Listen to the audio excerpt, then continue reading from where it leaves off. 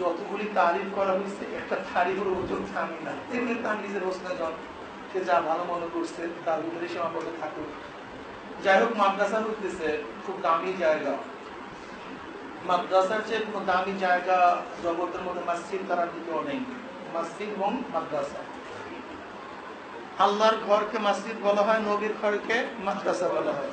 এই মাদ্রাসার ওস্তাদ হচ্ছে জনাব মুহাম্মদ রাসূলুল্লাহ সাল্লাল্লাহু আলাইহি ওয়াসাল্লাম। আহলুস সুফফার ছিলেন ছাত্র, চাদর পাকিনে তাকিয়ে থাকতেন নবী আলাইহিস সালাতু ওয়াস সালামের মুখ নিঃসৃত বাণী সংগ্রহ করার জন্য।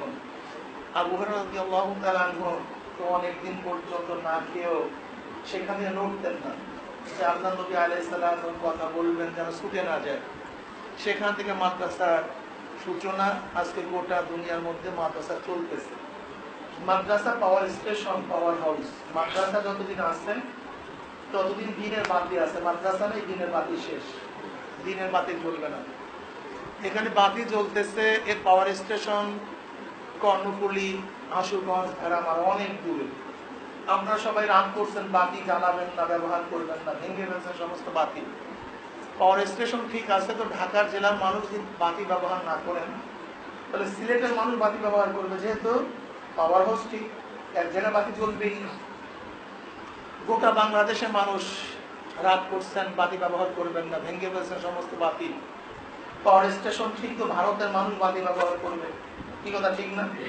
তাহলে পাওয়ার স্টেশন ঠিক, তো এক জায়গায় বাতি চলবেই।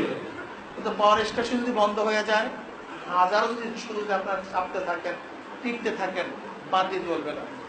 মাদ্রাসা আছে তো দিন আছে, মাদ্রাসা আছে তো আলেম আছে, আলেম আছে তো দিন আছে। মাদ্রাসা নাই, আলেম নাই, আলেম নাই, দিন নাই। বলতে পারেন হযরত আমরা দিনের দাওয়াত দেব, আলেমদের প্রয়োজন কি?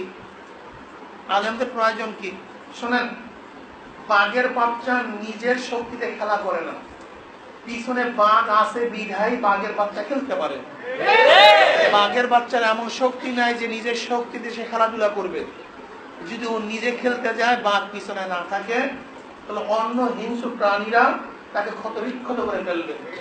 আজকে আমরা যারা দাওয়াত ও তাবলীগের কাজ করি, দায়ীর কাজ করি, দাওয়াত দিয়ে একে অপরকে, পিছনে বড় বড় বাঘ আছে, আলেমরা আছে বিধায়ী সাধারণ মানুষ দাওয়াত দিতে পারে। যদি আলেম না থাকে তাহলে সাধারণ মানুষ এক সেকেন্ডের জন্য দাওয়াত দিতে পারবে না।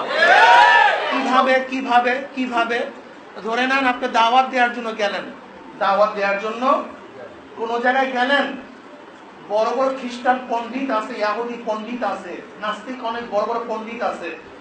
আপনাকে বলবে আপনি কি নিয়ে আসছেন? বলবে দিনের দাওয়াত নিয়ে, কোরআন হাদিসের দাওয়াত। তাহলে হ্যাঁ, এই যে কোরআনের মধ্যে ভুল, এই যে হাদিসের মধ্যে ভুল আছে, তারা দেখাবে এই যে কোরআনের মধ্যে ভুল, এই যে হাদিসের মধ্যে ভুল। যেরকম জাকির নায়কের কাছে একজনে প্রশ্ন করছে, নবী নূহ আলাইহিস সালাতু ওয়াস সালামের জমানায় নবী কয়জন ছিল? বলে একজন। তাহলে আল্লাহ পাক যে বলেছেন কাযযাবাত কওম নূহিল মুরসালিন, এখানে আল্লাহ পাক রব বলে মুরসালিন শব্দ ব্যবহার করছে, জমা ব্যবহার করছে। অথচ আপনি জানেন নবী ছিল একজন, আর আল্লাহ পাক ব্যবহার করছে জমার সিগা, অনেকজন। তাহলে কোরআনের মধ্যে ভুল। তখন জাকির নায়ক বলছিল হ্যাঁ, কিছু শাব্দিক ভুল থাকতেও পারে। এটা বাস্তব, এটা তার রেকর্ড আছে, রেকর্ড আছে। তাহলে কোরআনের মধ্যে এরকম আপনার সামনে ভুল বলবে যে এটা ভুল আছে, আপনার মধ্যে এলেম নাই, আপনি তখন কি বলবেন? হ্যাঁ, থাকতেও পারে। আপনাকে হাদিস দেখাবে, যে দেখো হাদিসের মধ্যে তারুজ, এই অবস্থা। দেখেন আজকে বর্তমানে লামুযহাবির গোষ্ঠী সামান্য কিছু তারুজি হাদিস আপনাদের সামনে পেশ করার কারণে যেই সমস্ত মানুষরা হাজারো বছর পর্যন্ত লা ইলাহা ইল্লাল্লাহু মুহাম্মাদুর রাসূলুল্লাহকে কলেমা মেনে আসছে, তাদের মধ্যে সন্দেহ সৃষ্টি হয়েছে লা ইলাহা ইল্লাল্লাহু মুহাম্মাদ কলেমা কি কলেমা না। কি সন্দেহ সৃষ্টি হয়েছে কি হয় নাই? আমাদের নামাজের মধ্যে সন্দেহ সৃষ্টি হয়েছে যে আমরা যে নামাজ পড়ি আসলে ঠিক কি ঠিক না। ইমাম আজমের উপর সন্দেহ সৃষ্টি হয়েছে, ইমাম মানা শিরক কি ঠিক কি ঠিক না। দেখেন, যেটার জবাব দেওয়ার জন্য পাড়া প্রতিবাসী হাজারো লক্ষ ওলামায়ে কেরাম এখনো প্রেজেন্ট মওজুদ, তাদের জবাব দেওয়ার জন্য। এরপরেও টেলিভিশনে, মোবাইলে, কিছু চটি বইয়ের মধ্যে ইখতিলাফি মাসালা আপনাদের কাছে পেশ করার কারণে হাজারো মানুষের মধ্যে, লক্ষ কোটি মানুষের মধ্যে সন্দেহ সৃষ্টি হয়েছে, হয় নাই? অথচ তাদের জবাব দেওয়ার জন্য এখনো মানুষ, ওলামায়ে কেরাম মওজুদ, হাজারো লক্ষ, একজন দুইজন নয়। আল্লাহ না করুক তাদের জবাব দেওয়ার জন্য যদি ওলামাই না থাকতো, তাহলে আপনার কাছে প্রশ্ন করলাম, আপনাদের ইমানের অবস্থা কি হইতো বলেন? বলেন বলেন, কিসের ইমাম আবু হানিফা, কিসের ইমাম শাফি, এরা কোথার থেকে আসলো? কিসের মাযহাব, কিসের ফিকহ, কিসের এইভাবে নামাজ? দেখেন, তাদের জবাব দেওয়ার জন্য লক্ষ কোটি ওলামায়ে কেরাম মওজুদ থাকা অবস্থাতেও একজন ইমামের পিছনে ইক্তেদা করার পরেও তার মধ্যে সন্দেহ সৃষ্টি হয়েছে। আর যদি আজকে ওলামায়ে কেরাম না থাকতেন, কি অবস্থা হইতো? আমি মনে হয় বুঝাতে পারিনি।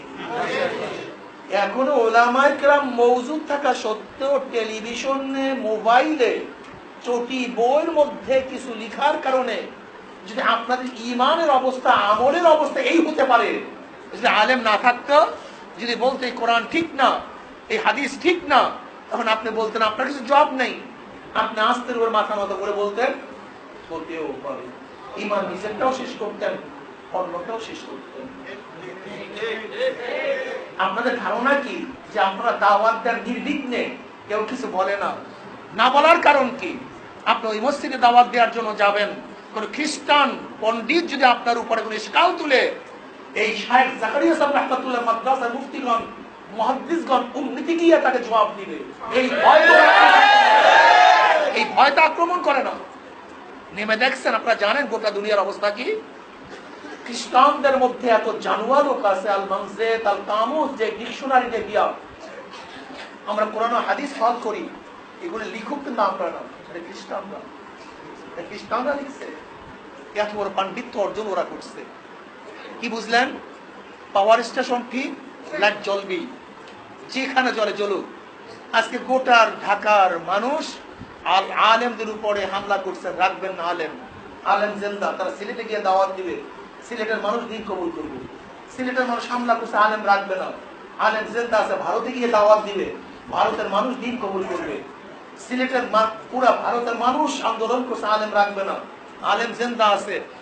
আফ্রিকার জঙ্গলে গিয়ে দাওয়াত দিবে, আফ্রিকার জঙ্গলের মানুষ দিন কবুল করবে। আলেম জিন্দা আছে, দিনের বাতি জিন্দা আছে, আলেম জিন্দা নাই, দিন নিভে যাবে, পাতি চলবে না, হাজার চেষ্টা করলেও। আর এই আলেম তৈয়া ভাই মাদ্রাসা, এর জন্যই খ্রিস্টান ও ইহুদিদের মূল টার্গেট হলো মাদ্রাসা বন্ধ করে দাও। আপনাদের খবর নাই? দেখেন, টেররিজম, আজকে সন্ত্রাসবাদ, সন্ত্রাসী, এর ব্যাখ্যা যদি আপনি খুঁজতে চান, তাহলে ইউনিভার্সিটির মধ্যে পুরো ব্যাখ্যা পাবেন, কলেজের মধ্যে ব্যাখ্যা পাবেন। আমাকে দেখেন তো কোন কওমিয়া মাদ্রাসায় একজন আর একজনকে হত্যা করে টুকটা টুকটা করছে, একটা ইতিহাস কোটা কওমিয়া মাদ্রাসা আছে কি নাই? কোন কওমিয়া মাদ্রাসার ছেলেরা দলবদ্ধ হয়ে রিকশাওয়ালার টাকা ছিনতাই করছে, একটা ইতিহাস? কোন কওমিয়া মাদ্রাসার ছেলেরা সিলোথানি করছে, ধর্ষণ করে তাকে মেরে ফেলছে, একটা ঘটনা? কোন কওমিয়া মাদ্রাসার ছেলেরা অস্ত্রবাজি করছে, ঘটনা? টেন্ডারবাজি, চাঁদাবাজি, অস্ত্রবাজি, খুন, খারাপি, চুরি, ডাকাতি ইউনিভার্সিটির মধ্যে আছে কি নাই? কলেজের মধ্যে আছে। টেররিজম হওয়ার জন্য যতগুলি জিনিসের প্রয়োজন তার ইউনিভার্সিটি কলেজের মধ্যে পাওয়া যায়, কিন্তু ইউনিভার্সিটি কলেজ বন্ধ হওয়ার কোনো স্লোগান উঠে না। অথচ আজকে মাদ্রাসার মধ্যে দেখা যায় সব খ্রিস্টতুল্য সমস্ত ছাত্ররা, মনে হয় যেন এক্স্যাক্টলি এখানে ফেরেশতা হাঁটতেছে। ছোট ছোট বাচ্চাদের মাথার মধ্যে টুপি, লম্বা জামা, তাদের চেহারার মধ্যে নূর ভাসতেছে, কি উঁচু নূর। এরপরও টেররিজম এখানে খুঁজে পায় কেন? কারণটা কোথায়? এর মূল কারণ হলো খ্রিস্টান এবং ইহুদিরা জানে যতদিন পর্যন্ত পাওয়ার স্টেশন বন্ধ না করা যাবে, হাজারো বাতি ভেঙে ফেললেও বাতি কোনোদিন বন্ধ হবে না। এর জন্য ওরা ভুল টার্গেট নিয়েছে, পাওয়ার স্টেশন মাদ্রাসা বন্ধ করে দাও। আপনাদের খবর নেই, ঘটনা রাখি, আমরা কিছু বলি না, কিছু করি না, আমরা নিজেরটা খাই, নিজেরটা করি, ওদের কাছে চাই না। এরপরে মাদ্রাসা বন্ধ করার চক্রান্ত চলতেছে কেন? এর চিন্তা আপনার মধ্যে, আমার মধ্যে নেই, এই চিন্তা ওদের মধ্যে আছে। ওরা জানে মাদ্রাসা আছে তো আলেম আছে, আলেম আছে তো দিনের বাকি আছি, এটা বন্ধ হবে না। আপনারা কি জানেন না, চারটি চর থেকে খায়বার পর্যন্ত এমন কোন গাছ ছিল না যে গাছের মধ্যে একজন আলেমকে ফাঁকিতে ঝুলানো হয়নি। লক্ষ লক্ষ আলেম ওলামা ভারতকে হিজরত করছে, কিন্তু যেহেতু আলেম জিন্দা আছে, আজ আবার বাকি চলতেছে। এর জন্য ওদের মূল টার্গেট হলো মাদ্রাসা বন্ধ করে দাও, মাদ্রাসা বন্ধ করে দাও। শোনেন, মাদ্রাসা হলো খালেস মুসলমানদের প্রতিষ্ঠান, খালেস। এর মধ্যে যত কমিটির লোক সব মুসলমান, যত ডোনার সব মুসলমান, যত উস্তাদ সব মুসলমান, যত ছাত্র সব মুসলমান, যত হিতাকাঙ্ক্ষী সব মুসলমান। মাদ্রাসাগুলি হলো একেবারে ডাইরেক্ট মুসলমানদের প্রতিষ্ঠান, মুক্ত মুসলমানদের প্রতিষ্ঠান। কাজে যেহেতু এই প্রতিষ্ঠান মুসলমানদের, এর সহযোগিতা করবে হিন্দুরা, খ্রিস্টানরা, ইহুদিরা, নাস্তিকরা না। না, যেহেতু খালেস মুসলমানদের প্রতিষ্ঠান, এর ডোনেশন করবে, সাহায্য সহযোগিতা করবে একমাত্র মুসলমানদের। মুনাফিক মাদ্রাসা সাহায্য সহযোগিতা করতে পারে না, কোন নাস্তিক মাদ্রাসার সাহায্য সহযোগিতা করতে পারে না। বরং মুনাফিক যদি দেখবেন মাদ্রাসার সাইনবোর্ডটা কি গুরু টাকা হয়ে যায়। ব্যাঙের ছাতার মতো এত মাদ্রাসা উঠতেছে কেন? কোথার থেকে এদের অর্থ যোগান হয়? ওরা বুঝাই পায় না কোথার থেকে অর্থ যোগান হয়। এই খোঁজ করার চক্ষু তোমাদের মধ্যে নাই। এটা আরশের মহল্লার থেকে অর্থ যোগান হয়। নয়তো এই যে আমাদের এই মাত্র মুসা সাহেবের কথা বললেন, ওনার মনের মধ্যে এই কথা আগ্রহ সৃষ্টি কেন হবে যে ডক্টর মুস্তাক সাহেব আসেন, আমরা রওজা পাকের কাছে গিয়ে ওয়াদা করে আল্লাহ নবীর সামনে আমরা মাদ্রাসা করব। এই ডাইরেক্ট কানেকশন কে করছে? এই সন্ধান তোমরা পাবা না। এই সন্ধান পেতে হলে আমাদের কাছে আসতে হবে। কি কথা ঠিক না? এই সন্ধান পেতে হলে আমাদের কাছে আসতে হবে, এছাড়া সন্ধান কোনোদিন পাওয়া যাবে। যাই হোক, আমি যেটা বলতেছিলাম, আসুন এই মাদ্রাসার খাদেম হয়ে যাই, এই মাদ্রাসার সম্পৃক্তি স্থাপন করি। খাস করে আমাদের ডক্টর মুস্তাক সাহেব দামাত বারাকাতুল আলিয়া, আল্লাহ পাক রব্বুল আলামিন তার ইলমের নূর গোটা দুনিয়ার মধ্যে ছড়ায়া দেন। আমিন। হিকমতের এই কৌশল আল্লাহ পাক গোটা দুনিয়ার মানুষকে শিক্ষা দেওয়ার ব্যবস্থা করে দেন। আমিন। এবং গোটা দুনিয়ার মধ্যে আল্লাহর জমিনে আল্লাহর হুকুমত কায়েম করার তৌফিক দান করেন। আমিন। সবচেয়ে বড় আমাদের মধ্যে এখন কমতি হলো ইত্তেফাক। একজন একজনকে চোখে দেখতে পারি না, কেউ কাউকে ভালোবাসতে পারি না। এই জন্য আমাদের সবচেয়ে বড় ত্রুটি। ভাই, সমস্ত হালকা কি এক হয়ে যাবে? আপনারা কি চান গোটা মাদ্রাসাগুলি এক হয়ে যাক, একই মাদ্রাসা হয়ে যাক? আপনারা কি চান গোটা মসজিদ গুলো ভেঙে শুধু একটা মসজিদ হোক? আপনারা কি চান সমস্ত ওস্তাদ বাদ হয়ে একজন ওস্তাদের কাছে আমরা পড়াশোনা করি? আপনারা কি চান সমস্ত দায়ীগুলি এক বন্ধ হয়ে শুধু একজন দায়ী থাকুক? এটা কোনোদিন সম্ভব? আমরা চাই আরো মাদ্রাসা বাড়ুক, আমরা চাই আরো মসজিদ বাড়ুক, আমরা চাই আরো হালকা বাড়ুক, কিন্তু প্রত্যেকের মেজাজ এক থাকা চাই। মেজাজ এক থাকা চাই। সমস্ত মাদ্রাসা ভাঙ্গার কোনো প্রয়োজন নাই, সমস্ত হালকাকে এক করার কোনো প্রয়োজন নাই। সমস্ত ওলামা বাদ দিয়ে শুধু একজন আলেমই 10 তার কাজ করবে এরকম কোনো দরকার নাই। প্রত্যেকে হালকার থেকে এক মেজাজের কাজ করবে। উদ্দেশ্য একটা থাকা চাই, উদ্দেশ্য এক থাকা চাই, আল্লাহ আল্লাহর রসুলের দ্বীন বাস্তবায়ন করার জন্য। আমার 3.5 কোটির মধ্যেও, আমাদের গোটা দেশের মধ্যেও, গোটা দুনিয়ার মধ্যে এই মেজাজ আমরা এক হয়ে যাই।